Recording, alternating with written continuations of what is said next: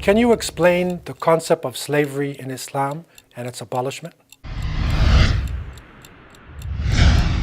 Slavery is a worldwide institution which unfortunately has been existing amongst human beings from the beginning of time.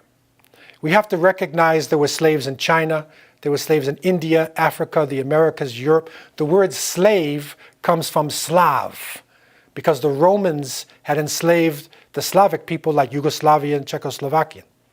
And so slave is not just something to deal with African.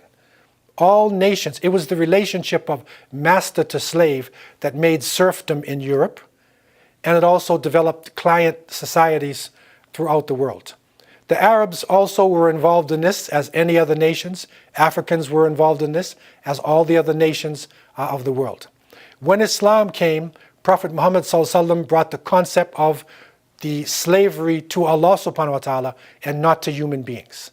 And so right from the beginning of Islam, the slaves were being freed. The Qur'an was also freeing the slaves. And it is reported that the Muslims basically freed their slaves and did not involve themselves in any slave raiding during the time of the Prophet Muhammad ﷺ and his great successors, the great Khulafa al-Rashidin. We have to recognize, however, that with Islam abolishing the capturing of people, the torturing of people, taking away their freedom, there was an institution which is basically prisoners of war. When the war is over, what do you do with the prisoners? And so that was maintained, that there would be prisoners of war, but it's not slavery. They could be considered bonded servants. It was a contract, and the person was not supposed to be harmed. They ate the same food as the one who controlled them.